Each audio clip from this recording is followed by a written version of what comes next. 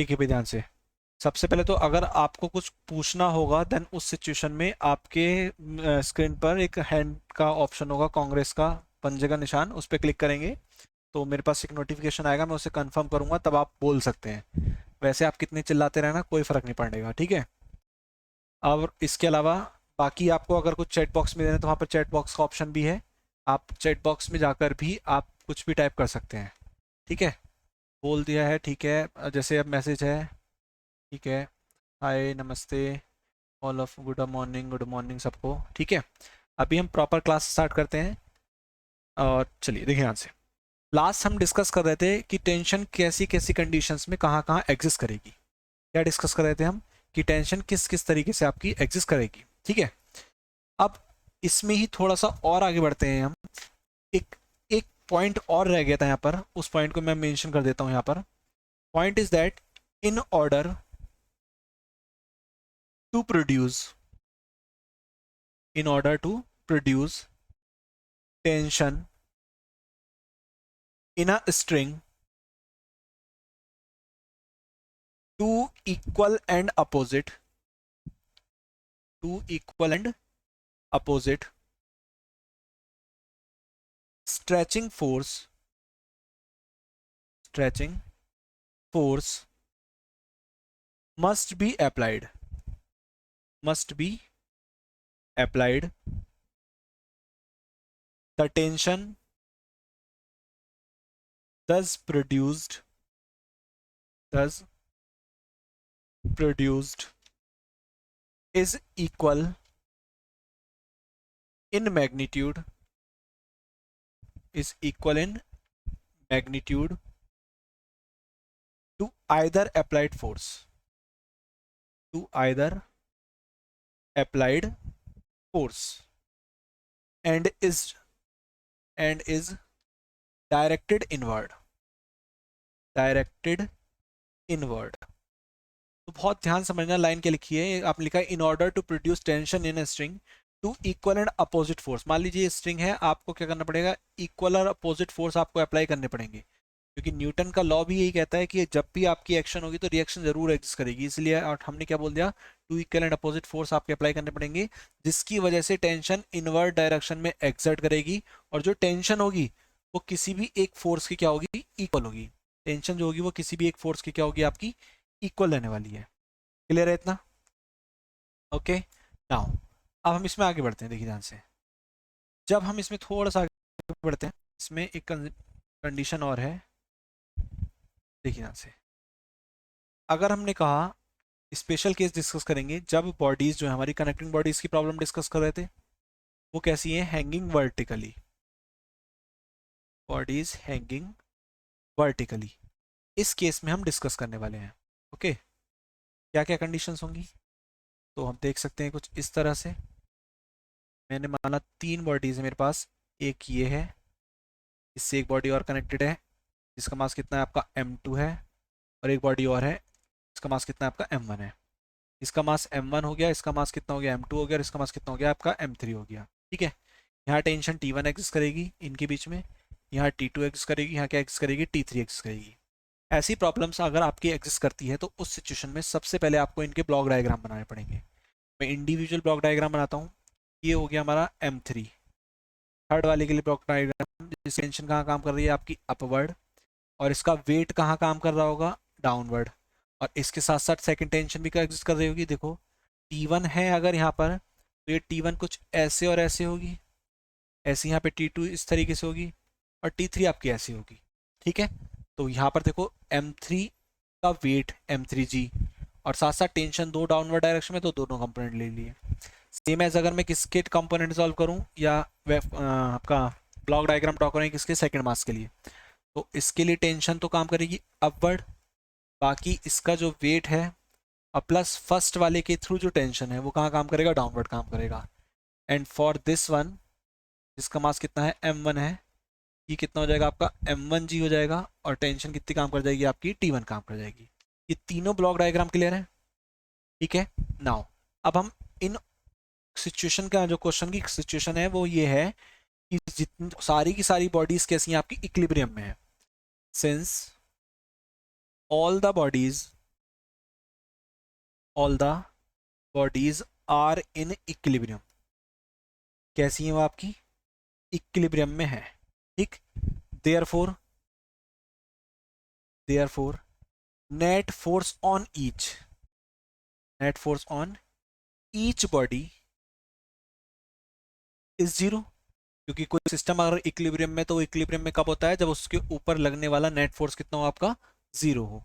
Then इस situation में हम क्या देख रहे हैं, जो T1 है वो किसके इक्वल हो जाएगा? आपका M1G के। जो T2 है वो किसके इक्वल हो जाएगा? M2G प्लस T1 के। और जो T3 है वो किसके इक्वल हो जाएगा? आपका M3G प्लस T2 के। T2 की वैल्यू मैं यहाँ से उठा के रख सकता हूँ, उससे पहले मैं यहाँ पे T1 की वैल्यू रख देता हूँ। तो ये कितना हो जाएगा आपका? M2G। T1 की जगह क्या आ जाएगा? M1G। T2 की वैल्यू यहाँ रखो, तो जैसे ही रखेंगे कितना आ जाएगा? ये M3G प्लस M2G और प्लस M1G। इन सब में से G कॉमन आ जाएगा, तो क्या बचेगा ब्रैकेट में? M1 plus M2 plus M3 times of G। तो इस तरह से हम क्या निकाल सकते हैं? इंडिविजुअल टेंशन कैलकुलेट कर सकते हैं। कब? जब आपकी बॉडीज क्या हो? वर्टिकली आपकी सस्पेंडेड हो, ठीक। इस प्रॉब्लम को थोड़ा सा और बढ़ाते हैं। प्रॉब्लम को कैसे बढ़ाते हैं? यहाँ तो अभी हमने कहा कि केवल बॉडी क्या है? सस्पेंडेड है। जब हम इसमें आगे की तरफ बढ़ते हैं, तो अब हम कहते हैं क्या? कि बॉडीज एक्सलेटेड वर्टिकली अपवर्ड। किस तरफ? Vertically upwards. इस सिचुएशन में क्या होने वाला है देख सकते हैं आप। ऐसे ही पहले तो मैं बॉडीज को कनेक्ट कर देता हूँ, तीन बॉडीज को। ये मैंने इस तरीके से इन बॉडीज को कनेक्ट कर दिया। ये M1 मास की है, ये M2 मास की, और ये कितने की है? आपकी M3 की है। ये बॉडीज ए सेशन से अपवर्ड डायरेक्शन में जा रही हैं, ठीक है। तो जो थर्ड बॉडी है, पहले तो इनकी इस तरीके से आपका फोर्स एग्जिस्ट कर रहा है यहाँ पर। ये टेंशन 3 एग्जिस्ट करेगी, यहाँ पे टेंशन 2 एग्जिस्ट करेगी। सॉरी, 3 की जरूरत ही नहीं पड़ेगी। यहाँ पर आपकी 2 हो जाएगी, और यहाँ पर क्या हो जाएगी? टेंशन 1 हो जाएगी, ठीक है। ये T1 और ये क्या हो जाएगा? आपका T2। और T3 कहाँ एग्जिस्ट करेगी? आपकी यहाँ पर एग्जिस्ट करेगी। अब बहुत ध्यान से देखना इनके, जब मैं फ्री ब्लॉक डायग्राम बनाता हूँ, तो जब मैं ब्लॉक डायग्राम बनाऊंगा तो इस तरह से कंडीशन होगी। ये आपका M3 हो गया, इस पे अपवर्ड डायरेक्शन में फोर्स लग रहा है, टेंशन कितनी? आपकी T3। डाउनवर्ड में क्या है? इसका वेट M3G और प्लस सेकेंड की टेंशन, कुछ इस तरीके से, ठीक है। ऐसे ही टेंशन 2 यहाँ पे एग्जिस्ट कर रही होंगी। यहाँ पर आ जाओ, यहाँ क्या सिचुएशन है? फिर से ब्लॉक बना दिया। ये हो गया आपका M2। तो इस ऊपर की तरफ तो इसमें टेंशन है कितनी? T2 है। और बाकी इसका वेट कहाँ काम कर रहा है? M2G डाउनवर्ड, और प्लस के साथ साथ क्या काम कर रही है? आपकी टेंशन 1। तो ये हो गया M2G प्लस T1। अगर मैं इसकी बात करता हूँ, कौन से वाले की? M1 वाले की। तो इसका वेट कहाँ काम करेगा? आपका M1 times of G downward, और टेंशन कहाँ काम करेगी? इसकी T1, ये अपवर्ड काम करेगी। ये भी ए एक्सेलेरेशन से ऊपर जाएगा, ये भी ए एक्सेलेरेशन से ऊपर जाएगा, और ये वाला भी आपका ए एक्सेलेरेशन से अपवर्ड डायरेक्शन में जाएगा। अब हम क्या करेंगे? इंडिविजुअल मासेस के लिए कैलकुलेशन करेंगे। जब हम बात करते हैं फॉर M1 की, तो M1 की बात करते हैं, तो हम क्या देख रहे हैं? T1 माइनस M1G इक्वल किसके? जो एक्सेलेरेशन है कितना? M1 टाइम्स ऑफ ए के। तो यहाँ से T1 की वैल्यू कितनी आ गई आपकी? M1 times of G plus a, ये वैल्यू आ गई। जब हम बात करेंगे किसकी? M2 की, और M2, तो देख सकते हैं आप T2 अपवर्ड है, बाकी M2G प्लस T1 डाउनवर्ड है। तो ये कितना हो जाएगा? T2 minus M2G minus T1 is equal to कितना हो गया? आपका M2A हो गया। इसे सॉल्व कर लो, कितना हो गया? ये हो जाएगा आपका T2 is equal to M2A plus, ये दोनों इधर ले आओ, M2G और प्लस कितना? T1। T1 की वैल्यू पुट कर दो। पुट करने से पहले यहाँ से मैं M2 कॉमन ले लूँ, तो कितना आ जाएगा? A plus G। T1 की वैल्यू कितनी है आपकी? प्लस M1 कितनी है आपकी? A प्लस G या G प्लस A, बात एक ही है। इन दोनों में से कॉमन आ जाएगा, तो कितना आ जाएगा? ये M1 plus M2 times of A plus G, ठीक है। सिमिलरली जब हम T3 के लिए सॉल्व करेंगे, देखिए ध्यान से कैसे। आपको पेपर में जब क्वेश्चन आएगा तो इतना लंबा सॉल्व नहीं करना है, फिर तो मैं आपको देखो समझाने वाला हूँ कंसेप्ट बहुत आसानी से। जब T3 की बात करेंगे, तो लगने वाला फोर्स तो टेंशन 3 के इक्वल है ही। तो इक्वेशन क्या बनेगी आपकी? T3 minus M3G minus T2। कैसे कैसे बनेगी आपको देख सकते हैं आप सीधे सीधे। T3 अपवर्ड है, M3G डाउनवर्ड है, T2 भी डाउनवर्ड है, माइनस हो जाएंगे। और इक्वल टू क्या हो जाएगा आपका? जो उसका मास है M3 मल्टीप्लाइड बाई A। तो यहाँ से जब की वैल्यू निकालूंगा तो कितनी आ जाएगी हमारे पास? M3G प्लस M3A और प्लस T2, ये आ गई। कॉमन ले लो यहाँ से कॉमन क्या आ जाएगा आपका m3, फिर से कितना आ जाएगा आपका ये g प्लस ए, और T2 की वैल्यू हम यहाँ से पुट कर सकते हैं, कितनी आ जाएगी आपकी m1 प्लस m2, और कितना आ जाएगा आपका ये साथ साथ g प्लस ए, कितना आ गया। तो जब सॉल्व करेंगे तो T3 कितना आ जाएगा आपका m1 plus m2 plus m3 times of कितना g plus A. Is it clear, सबको समझ में आया? ठीक है, ओके। नाउ अब अगर पेपर में आता है तो इतना लंबा सॉल्व करने की जरूरत नहीं है, बड़ी इत्मीनान से एक एक कंसेप्ट को दिमाग में बसाते हुए काम करेंगे। हमने लिफ्ट का केस पढ़ा, लिफ्ट में हमने बोला कि जब लिफ्ट ए एक्सेलेरेशन से अपवर्ड डायरेक्शन में जाएगी तो नॉर्मल रिएक्शन होगी m times of g plus a, कितनी होगी। तो देखो ध्यान से, पहले ब्लॉक के लिए बात करूंगा तो पहले ब्लॉक के लिए डाउनवर्ड डायरेक्शन में केवल पहले ब्लॉक का वेट काम करेगा, दैट इज m1g। तो उसके लिए टेंशन कितनी हो जाएगी m1 times of g plus a. जब दूसरे ब्लॉक को भी ले आऊंगा तो मास, टोटल मास कितना हो जाएगा m1 प्लस m2। जब total mass m1 plus m2 हो जाएगा तो उसके लिए कितनी हो जाएगी m1 plus m2 g plus a. और जब मैं तीसरे की बात करूंगा तो वो कितना हो जाएगा m1 plus m2 plus m3 g plus a. इतनी बात समझ में आई सबको? जल्दी से बता दो। ठीक है, आप चैट बॉक्स का यूज कर सकते हैं। तो हम क्या नोटिस कर रहे हैं, हमें पूरी कैलकुलेशन नहीं करनी।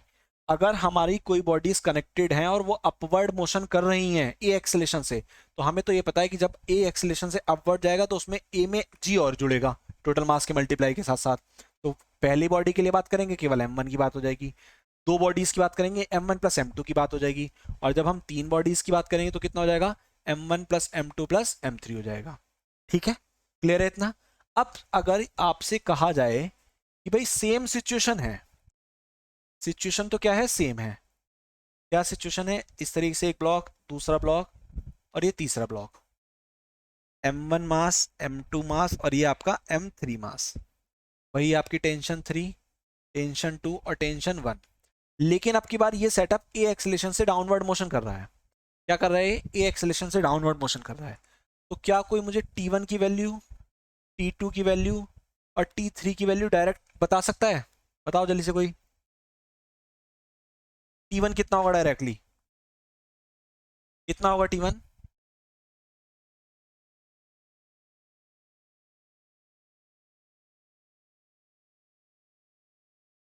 ओके, परमिशन देखते हैं। हाँ भाई, बोलो स्पर्श।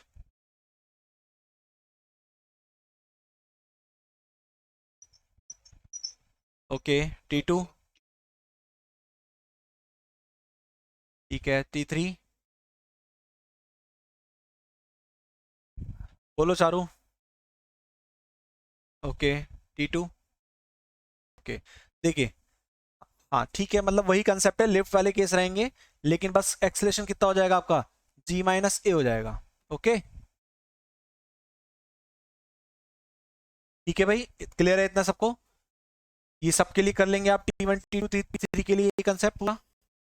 ओके, नाउ अब इसमें अगर हम बढ़ते हैं तो दो पॉइंट्स, इंपॉर्टेंट पॉइंट्स, और इंपॉर्टेंट ना कह के मैं कहूंगा बहुत ज्यादा इंपॉर्टेंट पॉइंट, जिनके ऊपर प्रॉब्लम्स आपकी पेपर में आती भी हैं। तो देखिए, मैं आपसे डिस्कस करता हूं दोनों पॉइंट्स को। First point is, if several spring balances are connected, balances are connected in series, कैसे कनेक्टेड है, सीरीज में, then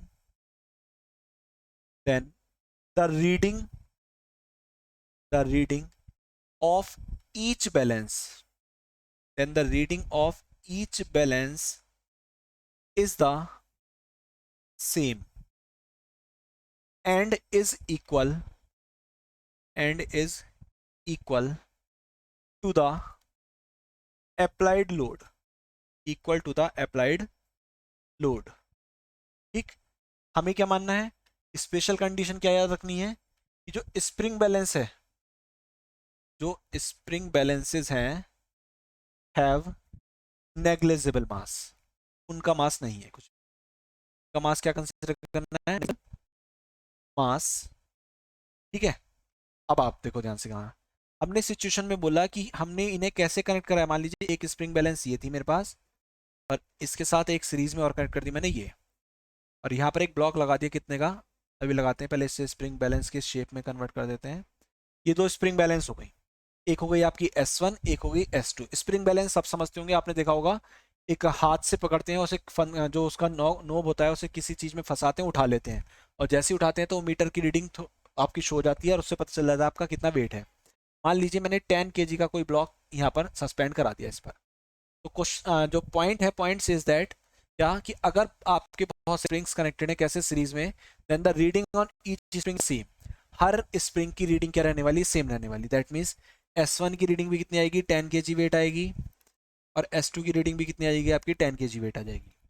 ठीक है, ये तो कोई कंडीशन जब आप मासलेस स्प्रिंग कंसिडर करेंगे, और साथ साथ आपके स्प्रिंग्स कैसे कनेक्टेड होंगे, आपके पैर सीरीज में कनेक्टेड होंगे। नाउ अगर आपके स्प्रिंग पैरेलल कनेक्ट हो जाए, क्या सिचुएशन है, कुछ ऐसे। मान लीजिए ये आपका ब्लॉक हो गया इस तरीके से, एक स्प्रिंग आपका यहाँ आ गया और एक स्प्रिंग आपका यहाँ आ गया, और यहाँ पर हमने इस तरीके से वो 10 kg का ब्लॉक यहाँ सस्पेंड करा दिया। ये आपका स्प्रिंग 1 हो गया, ये आपका स्प्रिंग 2 हो गया। ठीक है, देन उस सिचुएशन में जो रीडिंग होगी, जो रीडिंग होगी वो हमेशा याद रखना, अप्लाइड लोड जितना आपका लोड है और divided by number of balances, इसके इक्वल हो जाएगी, नंबर ऑफ बैलेंसेस के इक्वल हो जाएगी। That means S1 is equal to, देखो यहाँ पर लोड कितना है आपका 10, और divide by number of balance कितने 2, तो कितना हो जाएगा आपका 5 kg वेट, 5 kg वेट दोनों में आ जाएगा। 5 kg वेट की रीडिंग यहाँ शो होगी आपकी, और 5 kg वेट की रीडिंग आपकी यहाँ शो होने वाली है। ठीक है, कंसेप्ट क्लियर है। और जब कंसेप्ट क्लियर ही है तो जरा मुझे आंसर बताओ इन क्वेश्चंस के, परमिशन लेके। तो और ये 3 स्प्रिंग्स लगा दिए मैंने, यहाँ लग दिया मैंने 5 kg वेट, सॉरी यहाँ पे मैं लिख देता हूँ इसे नीचे की तरफ, ये कितना है 5 kg।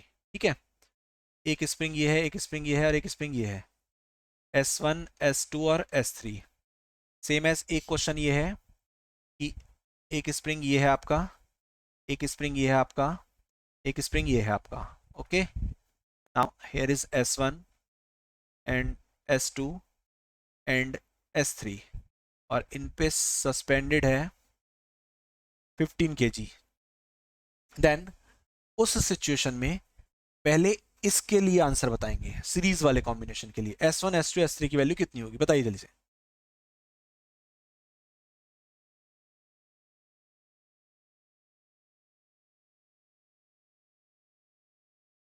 स्पर्श बोलो। ठीक है, ठीक है, चलो दोनों जवाब गलत हैं, चारों तुम बताओ।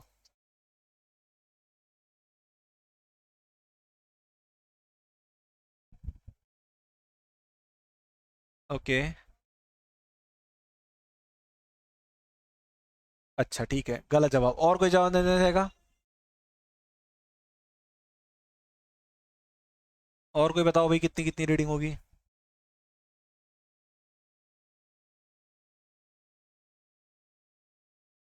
बताओ भाई कोई और, आकृति, सुहानी, शिवाली, चारू, वर्णिका, मेघा, शुभी, तनु, कोई आंसर देना चाहेगा इस सवाल का।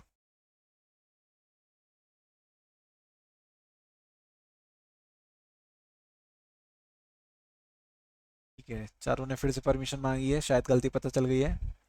हाँ, कितनी होगी रीडिंग। नहीं, मासलेस स्प्रिंग है, मासलेस स्प्रिंग है, पक्का ये आना चाहिए। चलिए ऊपर चलते हैं थोड़ी देर के लिए। देखो क्या थी रीडिंग, क्या थी रीडिंग यहाँ पर,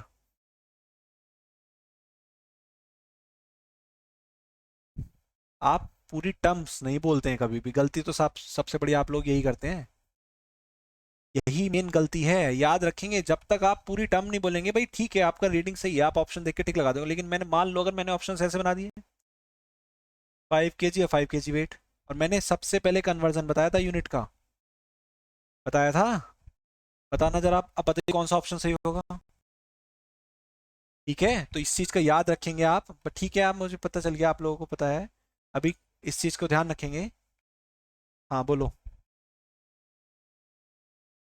ठीक है। ओके, तो याद रखेंगे हम दोनों केसेस के लिए 5 kg वेट, 5 kg वेट, इस चीज का बहुत ध्यान रखें।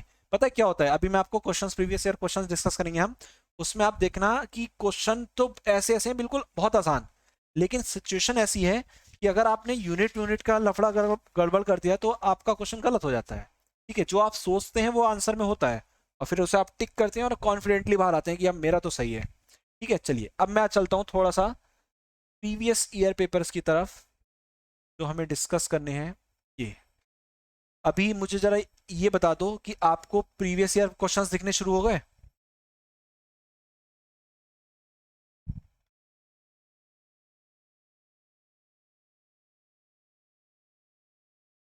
दिख रहे थे अभी क्वेश्चंस? बोलो स्पर्श। चले गए? चैट बॉक्स में बता दो। सबको क्वेश्चन दिखने शुरू हो गए ना? ओके ओके, चलिए ठीक है ठीक है ठीक है, मैं क्वेश्चंस पे जाता हूँ direct. Okay, now here is the question. ठीक है, देखिए यहाँ से बहुत ध्यान से समझेंगे, एक एक क्वेश्चन को देखते चलेंगे। द फर्स्ट क्वेश्चन इज, देखो, अब आप सिर्फ यहाँ से ये मत नोटिस करना कि ये इतने हल्के हल्के सवाल है, मुद्दा ये है कि सवाल हल्का है, पेपर में आया हुआ है, और ऐसे ही आते हैं। आप एक नहीं, दो नहीं, यहाँ पे 30 कितने क्वेश्चंस हैं, ये 22 23 क्वेश्चंस हैं फिलहाल। ये 23 क्वेश्चंस को आप जब सॉल्व करने लगेंगे, अब देखेंगे हम वन बाय वन, तो आप देखेंगे सारे क्वेश्चन बहुत आसान है। जैसे पहला सवाल देखते हैं। A 0.5 kg ball moving with speed of 12 metre per second strikes a hard wall at an angle of 30 degree. मैंने आपको इस तरीके का केस स्टडी कराया था।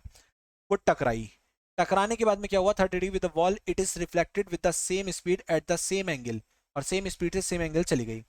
वॉट जो कितना टाइम ऑफ कॉन्टेक्ट कितना है, 0.25 सेकेंड्स। आपसे फोर्स पूछा है, एवरेज फोर्स। सब जानते हैं एवरेज फोर्स होता है change in momentum with respect to time. Average force क्या होता है, change in momentum with respect to time according to Newton second law. अच्छा देखो, यहां से बात कर लें तो एम मास का अगर मैं इसे थोड़ी देर के लिए मान लूं, वी वेलोसिटी से जा रहा है, तो इसके दो कंपोनेंट सॉल्व हो जाएंगे। एक तो ऐसे, कितना, एम वी कॉस 30, और एक कंपोनेंट कुछ ऐसे चला जाएगा, कितना, एम वी साइन 30। सही है। सेम है, जब यहाँ जाएगा तो फिर से एक कंपोनेंट इधर चला जाएगा, M V cos 30, same mass है सेम स्पीड है, और उसका दूसरा कंपोनेंट भी किधर जाएगा, एम वी साइन 30।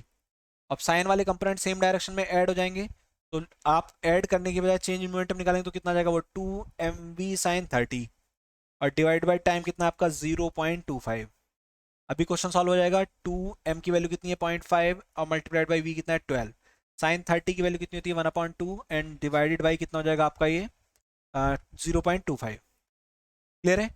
इसे सॉल्व कर लेंगे, जब सॉल्व करेंगे तो ऑप्शन नंबर बी आपका क्या हो जाएगा, करेक्ट आंसर हो जाएगा। ठीक है, अगले सवाल की तरफ आते हैं। ये हुआ पहला सवाल। दूसरे पे आते हैं। देखो दूसरा सवाल बहुत ही अच्छा है और कंसेप्चुअल है। A person use force shown into figure, a load with constant velocity on A given surface. एक सरफेस है, उस पर एक पर्सन ने फोर्स लिया F, और एक कांस्टेंट वेलोसिटी से ऑब्जेक्ट को मूव करा रहा है। अब बहुत ध्यान से देखना, force is a vector quantity, velocity is also a vector quantity. अगर इस कर्व को ध्यान से देखो तो यहां पर कांस्टेंट फोर्स है यहां से लेके यहां तक, लेकिन वो कांस्टेंट फोर्स कैसा है, पॉजिटिव में है। अगर आप यहां देखो तो यहां से लेके यहां तक फोर्स तो कांस्टेंट है, लेकिन वो फोर्स कैसा है, निगेटिव में। अच्छा, सिचुएशन कुछ ऐसे कहती है, मान लो एक प्लेन है, मैंने यहाँ पर एक ऑब्जेक्ट रखा है, मैंने इस पर फोर्स लगाया पॉजिटिव डायरेक्शन में, और मैं इसे डिस्प्लेस करके यहाँ तक ले गया। फिर मैंने निगेटिव डायरेक्शन में फोर्स लगा दिया, तो मैं फिर से डिस्प्लेस करके इसे यहाँ लेके आ गया।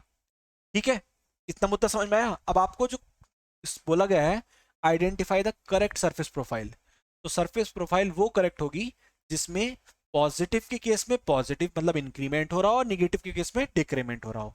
तो ऑप्शन नंबर 4 तो गलत हो गया, ऑप्शन 3 भी गलत हो गया, क्योंकि इंक्रीमेंट तो हुआ लेकिन फिर कांस्टेंट हो गया, यहाँ पर पहले में कांस्टेंट हो गया। तो आप यहाँ क्या देख रहे हैं, force positive, velocity positive.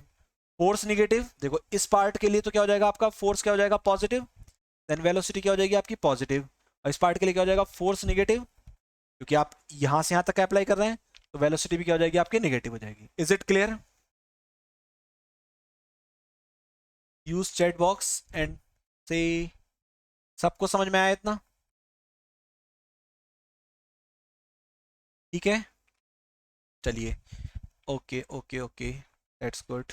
Now question number आते हैं हम अगले सवाल पर। अगला सवाल है हमारा क्वेश्चन नंबर 3। क्वेश्चन 3 कहता है if force, if body under the action of a force कितना है 6 i cap minus 8 j cap plus 10 k cap acquires an acceleration of 1 metre per second square, the mass of this body must be. आपसे mass पूछा है, simple सवाल। m is equal to होता है f upon a, और a कितना है 1 है, तो कितना आ जाएगा मास 6 i cap minus 8 j cap और प्लस 10 के कैप। लेकिन मास तो उसका मैग्नीट्यूड निकालना पड़ेगा, तो इसका मैग्नीट्यूड कितना आ जाएगा आपका, मैग्नीट्यूड आ जाएगा स्क्वायर रूट में 6 का स्क्वायर कितना 36, 8 का स्क्वायर 64, 10 का स्क्वायर 100, और ये कितना आ जाएगा, ये भी 100 हो गया, 100 ने 200, तो ये कितना आ जाएगा 100 under root 2, then sorry 10 under root 2, 10 आएगा बाहर केवल, कितना आ जाएगा आपका ये 10 अंडर रूट 2। तो ऑप्शन नंबर ए क्या हो जाएगा, करेक्ट आंसर हो जाएगा। आप देख रहे हैं पेपर में सवाल आसान ही आना है, लेकिन बच्चा होपलेस हो जाता है, जिसकी वजह से गड़बड़ कर जाता है। वो होपलेस होता है 4-5 क्वेश्चंस को देख के बस केवल। अगले सवाल की तरफ आते हैं। देखो कितना अच्छा सवाल है, सभी बच्चे इस सवाल को देखें आराम से।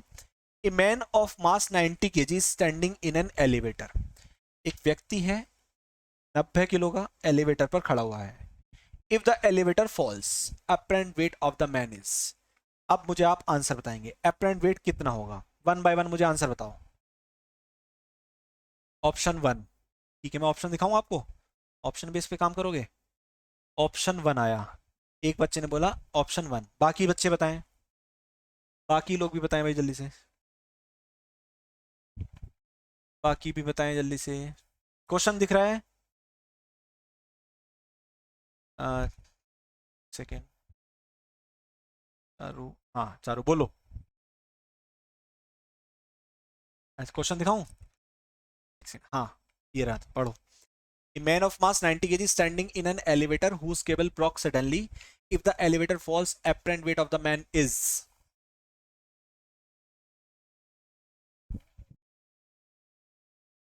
शायद वायद मत करे करो, तो कोई एग्जैक्ट आंसर बताओ, पेपर में तुम शायद करोगी। आंसर बताओ क्या आएगा।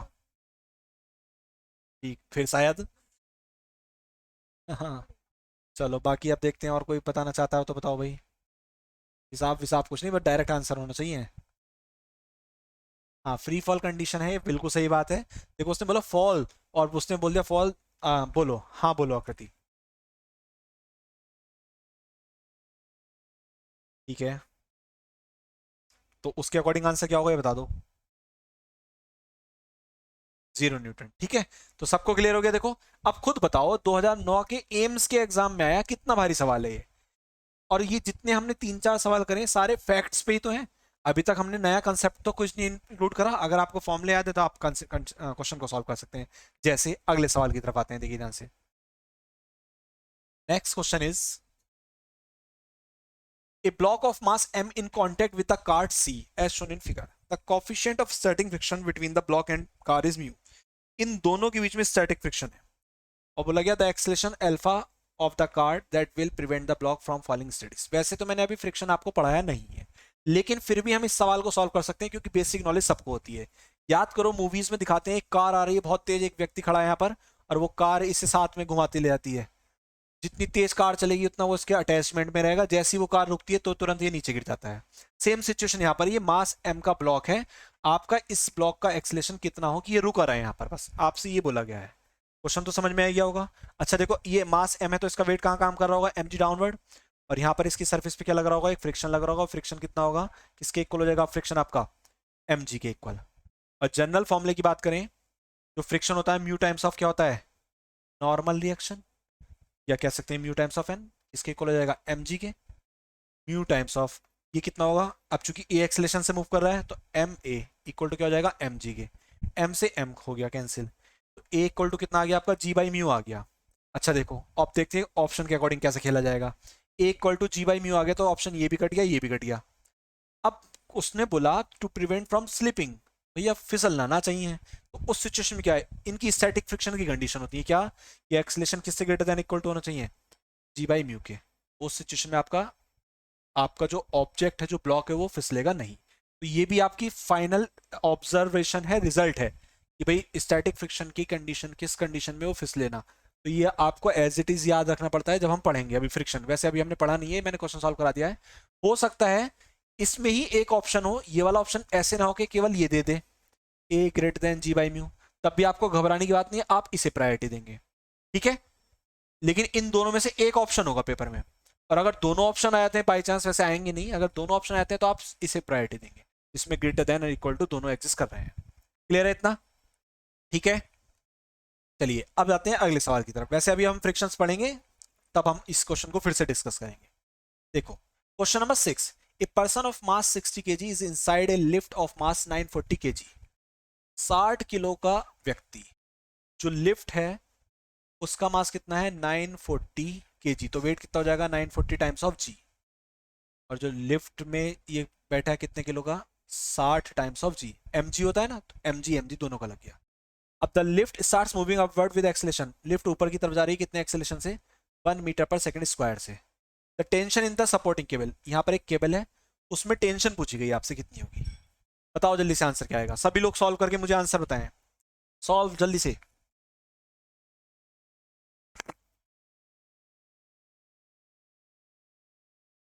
बोलो जल्दी से कितना आ रहा है।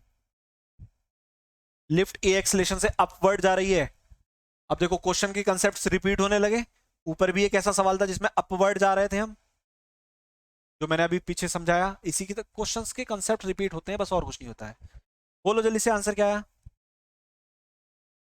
आंसर आया किसी का थर्ड ऑप्शन आया, ठीक है, एक बच्चा थर्ड ऑप्शन है, बाकी बच्चों का क्या आ रहा है जल्दी से बताओ।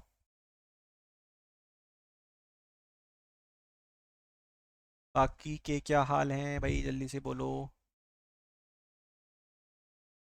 एक बच्चे का थर्ड आया, बाकी कोई आंसर देना चाहेगा इस क्वेश्चन का। कॉपी पेन लेकर बैठा करो, चलो जल्दी से। टेंशन क्या होगी, नॉर्मल रिएक्शन के इक्वल होगी, और जब लिफ्ट अपवर्ड जाती है नॉर्मल रिएक्शन क्या होती है, total mass times of G plus A, total mass times of G plus A. Total mass कितना है, बोलो आंसर क्या आया। एंड द आंसर इज, इसका आंसर थर्ड नहीं आ रहा तुम्हारा, अच्छा कोई बात नहीं, स्पर्श का थर्ड आया, चलो बहुत बढ़िया। और किसी का।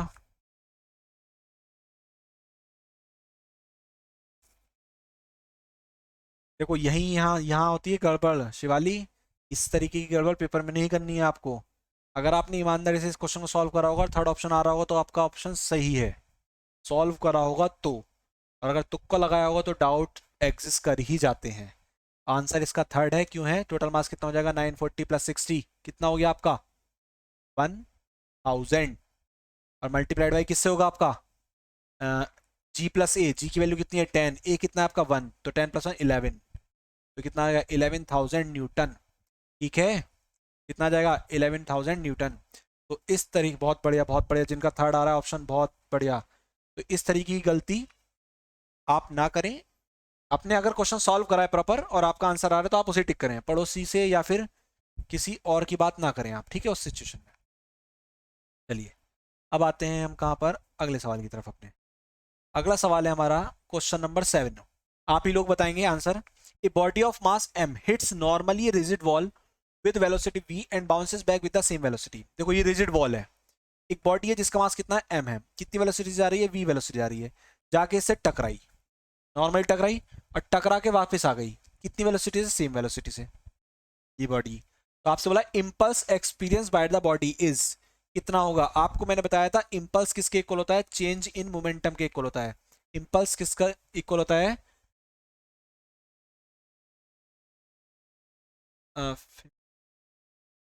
ओके आंसर आ गया, वेरी गुड, ठीक है। हाँ तो इम्पल्स किसके इक्वल होता है आपका, चेंज इन मोमेंटम के इक्वल होता है। तो जल्दी से बताओ इस वाले के लिए आंसर कितना आएगा, चेंज इन मोमेंटम कितना आएगा। ओके ओके एक सेकंड रुको, मैं परमिशन देता हूँ, बोलने के लिए इच्छुक हैं बच्चे बहुत सारे। आ गया क्लासरूम, ठीक है। हाँ 1 बाय 1 बोलो। हाँ चारू कितना आएगा, 0 आना चाहिए। फिर तेरा तुम्हें आना चाहिए क्या होता है? हाँ हाँ स्पर्श बताओ, 2 MB। ये आना चाहिए वाली कंडीशन निकाल दो दिमाग से, इसकी वजह से ही क्वेश्चंस गलत होते हैं। देखो जरा ध्यान से, हम भी देखें कैसे आना चाहिए, देखो ध्यान से। m मास का ऑब्जेक्ट v वेलोसिटी से इधर जा रहा है, इनिशियल मोमेंटम कितना हो गया उसका mv, टकरा के वापस आ रहा है, फाइनल मोमेंटम कितना हो गया माइनस के mv, और चेंज इन मोमेंटम कैसे निकलता है, final momentum minus initial momentum, कितना आना चाहिए माइनस के 2mv, लेकिन मैग्नीट्यूड लेंगे हम तो मैग्नीट्यूड लेंगे mv, ठीक है, मैग्नीट्यूड लेंगे तो कितना आ जाएगा 2 times of mv, negative sign चला जाएगा। बात समझ में आई चारू? ठीक है, ओके, इस चीज का ध्यान रखें, ये कॉन्फिडेंटली काम करें, अगर आप कॉन्फिडेंट अच्छा है तभी काम बनेगा, ऐसे काम नहीं बनेगा। चलो अगले सवाल की तरफ आते हैं। ये वाला सवाल जिस बच्चे ने मुझे एक बारी में बता दिया, मजा आ जाएगा कसम से, देखिए ध्यान से। 3 blocks with masses m 2m and 3m are connected by strings, ये दिख रहा है आपको, अपना कॉपी पेन ले लो और लग जाओ काम पे जल्दी से। as shown in figure, after an upward force F is applied on block M, the masses move upward at constant speed v, what is the net force on the block of mass 2m? 2m block पर कितना मास लगेगा, जल्दी से बताएं answer इसका मुझे। आपके पास समय है मात्र 5 सेकंड का, और समय स्टार्ट होता है अब। चलो 1 मिनट का समय देता हूं मैं, 1 मिनट का समय आपके पास। ओके ओके ओके, अब बोलने के इच्छुक आए कुछ, देखते हैं कौन है बोलने का इच्छुक। हाँ स्पर्श, जी सर स्पर्श बताइए, या मेरी बात सुनिए, रुक जाइए, अगर आपने ये क्वेश्चन पहले सॉल्व कर रखा है तो नहीं बताएंगे आप, अगर आप पहली बार कर रहे हैं तो बताएं बस केवल। आवाज नहीं आ रही आपकी क्लियर, मैं कट कर रहा हूँ आपको फिलहाल, ठीक है। अभी आप चैट बॉक्स का यूज करेंगे, लेकिन अगर आपने क्वेश्चन पहले सॉल्व नहीं कर रखा होगा तभी, जिसके लिए क्वेश्चन फर्स्ट टाइम आया वो बताओ मुझे आंसर निकाल के, क्योंकि मैंने ऐसे केसेस बहुत सारे पढ़ाए हैं आपके कनेक्टिंग बॉडीज के, और अभी मैंने बताया अभी तक कि ऊपर जाएगा तो क्या होगा। बोलो जल्दी से आंसर भाई, क्या क्या आ रहे हैं, बोलो बोलो जल्दी से बोलो। ठीक है, और बताओ जल्दी से बताओ,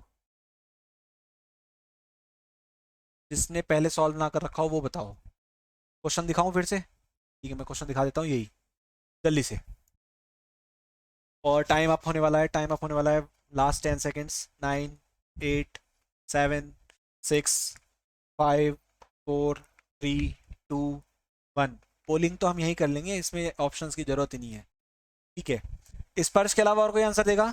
आकृति जीरो, और कोई आंसर देगा स्पर्श आकृति के अलावा? बहुत बढ़िया बहुत बढ़िया, चलो रीजन बताओ माइक ऑन करके, स्पर्श को छोड़ के बाकी कोई रीजन बताओ, माइक ऑन करो जल्दी से, रीजन बताओ क्यों है जीरो, क्यों आया आपका आंसर, हैंड रेस करो जल्दी से, और मुझे जल्दी से रीजन बताओ, सब बच्चों को रीजन पता चलना चाहिए। बोलो भाई किस किस के थे आंसर, नाम लूं क्या मैं वन बाय वन?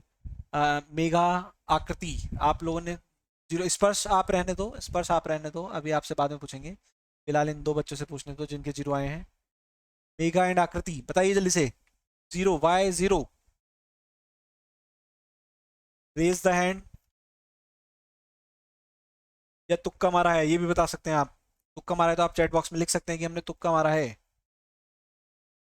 मैंने थोड़ी देर पहले पढ़ाया है, क्या पढ़ाया है, आप मुझे रीजन बताएं कि क्यों हुआ, ये बताओ बस। चलिए माइक ऑन करिए जरा अपना, hand raise now.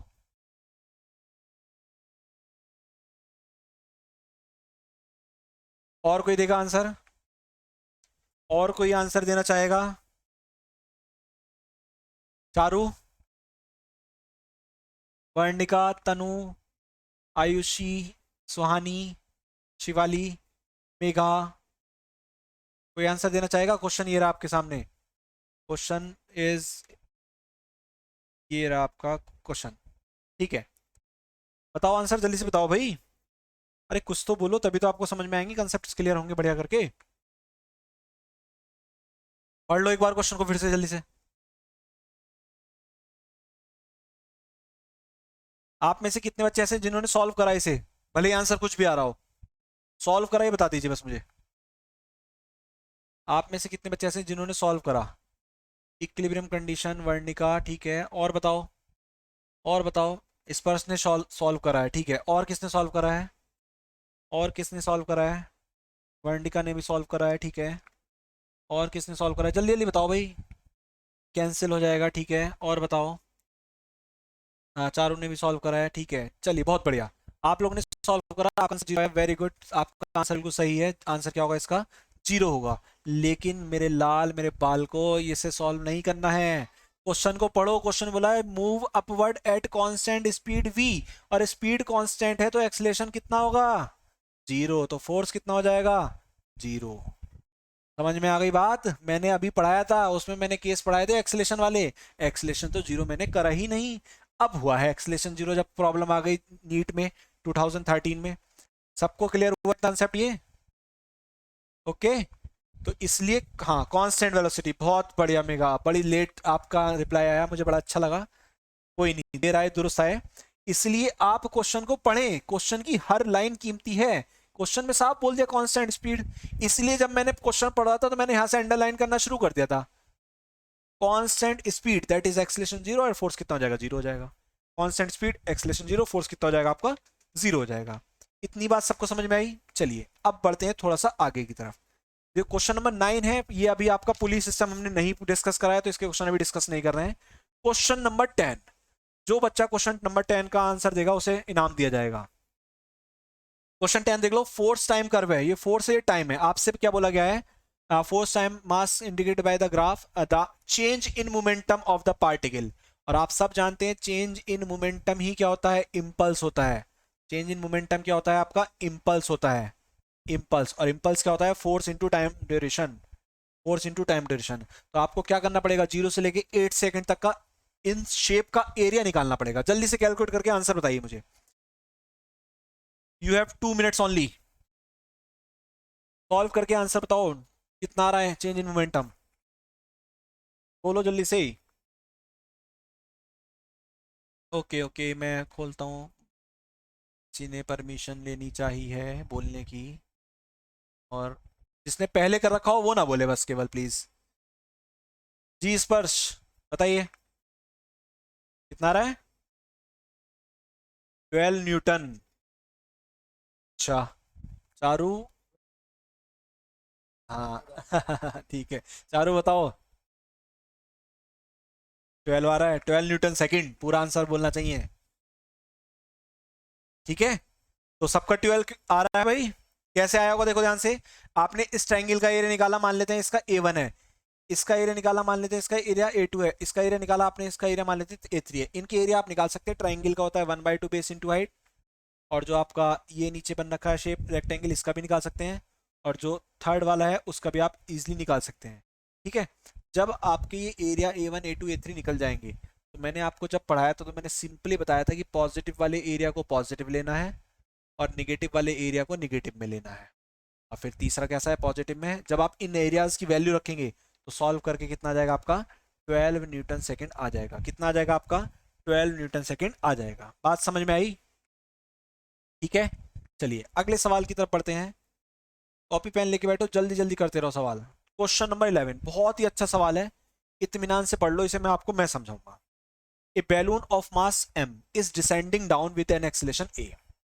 How much mass should be removed from it so that it starts moving up with an acceleration a? चलिए इस क्वेश्चन को आपको मैं समझाता हूं। देखो, क्वेश्चन सेज दैट कि आपके पास क्या है? एक बैलून है। आपके पास क्या है? एक बैलून। एक सेकेंड, और ये आ गया हमारे पास बैलून। एक बैलून और बना लेते हैं थोड़ी देर के लिए, अभी पता चल जाएगा क्यों बनाया है। ये बैलून आपका ए एक्सीलरेशन से, ये बैलून आपका ए एक्सीलरेशन से डाउनवर्ड जा रहा है। मैंने कहा इस बैलून का मास कितना है? m है। और जब ये डाउनवर्ड जा रहा है तो रिटार्डेशन हो रहा होगा किसकी वजह से? एयर फ्रिक्शन की वजह से। यहां से क्या हो रहा होगा? यहाँ पर क्या एग्जिस्ट कर रहा होगा आपका? एयर फ्रिक्शन, या एयर रेजिस्टेंस बोल सकते हैं हम, फ्रिक्शन या एयर रेजिस्टेंस बोल सकते हैं, जिसकी वजह से नॉर्मल रिएक्शन कहाँ काम कर रही होगी? Upward are. इस बैलून का जो वेट होगा वो कहाँ काम कर रहा होगा? डाउनवर्ड। कितना? mg। अब क्वेश्चन सेज दैट कि आप इस बैलून के मास में से कितना मास रिड्यूस करें कि ये बैलून जो नीचे जा रहा था वो किधर जाने लगे? ऊपर जाने लगे।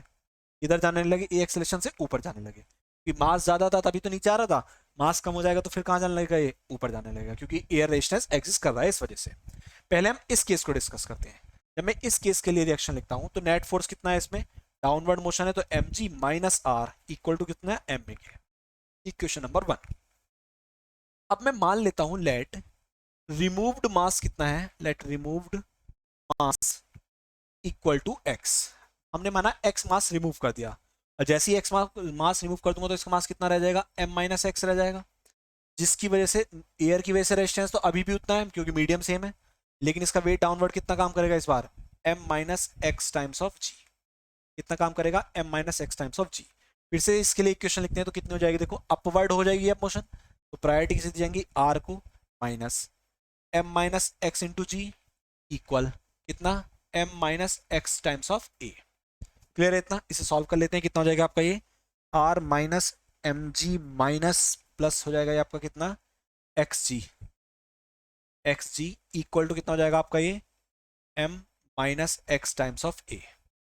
इक्वेशन नंबर 2, इक्वेशन 1 को यहाँ पे पुट कर देता हूँ तो कितना हो जाएगा, M G minus R equal to M A. ये आपकी दोनों इक्वेशंस लिख दी मैंने यहाँ पर, और अब हम इसे करते हैं सॉल्व। कैसे सॉल्व करेंगे, ये हो गई आपकी इक्वेशन नंबर 3। इन्हें जोड़ लो, इस r से ये r कैंसिल, इस mg से mg कैंसिल, तो एक्स जी इक्वल टू कितना हो जाएगा आपका, m माइनस एम में, देखो इसकी मल्टीप्लाई करा दूं, m में माइनस एक्स ए और प्लस m में, इस तरीके से हो जाएगा। ठीक है, इधर क्या बोला है, एक्स जी, आपको निकालना क्या है बेसिकली, x की वैल्यू, तो ये कितना हो जाएगा, X G equal to M में minus X A, X A को इधर ले आओ तो x कॉमन आ जाएगा, कितना हो जाएगा, g प्लस ए, और इक्वल टू कितना, टू एम ए। तो यहां से x की वैल्यू कितनी आ गई, two M A upon ji plus A.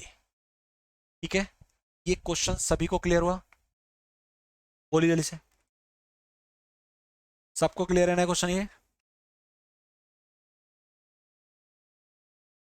Use chat box,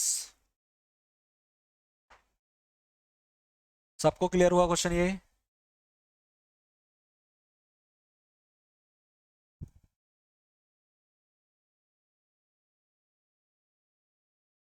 बोलो जल्दी से सभी लोग।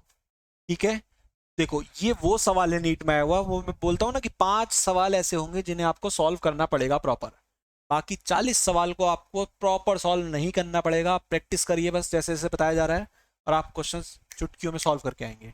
तो इस सवाल को क्या करना पड़ेगा, आपको सॉल्व करना पड़ेगा, और आप देख सकते हैं इसके अकॉर्डिंग कौन सा ऑप्शन सही हो जाएगा हमारा, two M A upon ji plus A. Option number 1 is the correct answer, first option क्या हो जाएगा आपका, करेक्ट हो जाएगा। समझ में आया यहाँ तक सबको, ओके।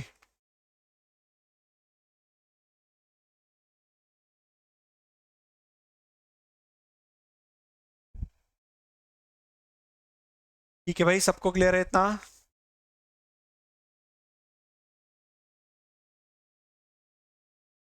ओके। okay.